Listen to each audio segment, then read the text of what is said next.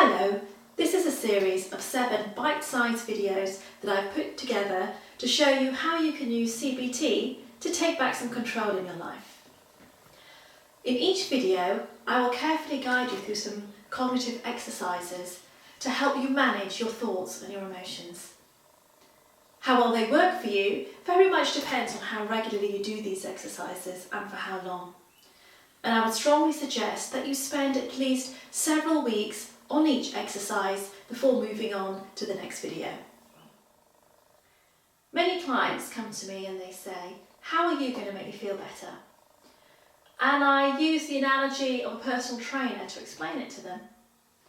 Now, nobody expects to see a personal trainer and that they will make them the size they want, or the shape they want, or the weight they want.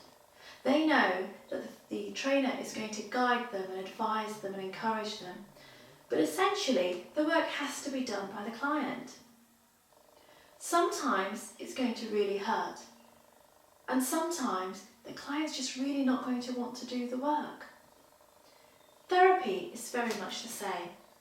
And that's why I strongly advise that you have a therapist whilst you're doing these exercises, because you will need support, you will need encouragement. Your therapist isn't available 24 hours a day for you. You just have that one session a week. So this is a good tool to use in between those sessions. So what is CBT? It stands for Cognitive Behavioural Therapy. Cognition refers to your thought processes. And cognitive behavioural therapy is based on the premise that your thoughts, they are connected to and therefore affect your emotions, your behaviour, your physiology, and the environment. For example, there are 2 men in 2 separate cars going to work. They both hit traffic. Now man A thinks, oh, I'm going to be in my car for an extra hour, so I'm going to use this time to make some phone calls, catch up on some meetings, and tell the people in the office what they need to start doing.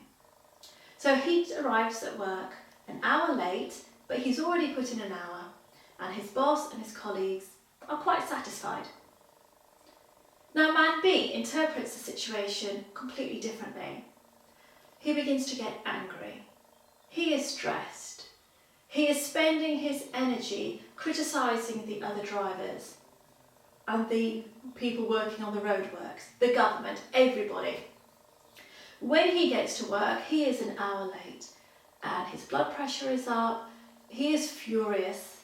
He spends the rest of the day playing catch up and is very irritable. Later on at lunchtime, when the other colleagues decide to all go out for lunch, they decide not to invite him. So, you can see how we make sense of what's going on. It determines how well we cope. So often we don't understand the problems. We just know that they're spoiling our lives. It's important to become aware of how the different parts of our experience affect each other. Now, I touched upon this earlier, but it's not as simple as that, because each of these 5 different components, they actually go on to affect each other. So it's just not thought affecting your mood, it's your mood affecting your thoughts. It's not just your thought affecting your physiology, it's your physiological responses affecting your behaviour. So they're all interconnected. There's also, therefore, a lot going on here, and it means it's going to take practice for you to be able to check yourself so that you get to a point where you can think, I know where my colleagues didn't invite me out for lunch. It's because I was late, I was angry, and I've been really irritable and annoying to them. And why would they want to hang out with someone like that? Take a moment to think about your own moods. Are you depressed? Are you anxious? How is your behaviour affected? Have you stopped going out? How have your physiological responses changed? Are you tired? Do you sleep a lot? And how has this affected the people around you? Have they stopped inviting you? Do they no longer enjoy your company? What makes sense do you make of that? Also take moment to think about the environment. Was it something in the environment that triggered your behaviours? Did you go through a divorce or a job loss?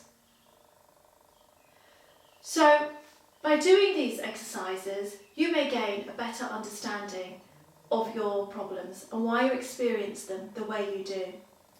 Hopefully, along with that understanding, you'll also be able to develop a sense of compassion for yourself and what you're going through or what you've been through. Let's just recap on those 5 different components. They were your environment.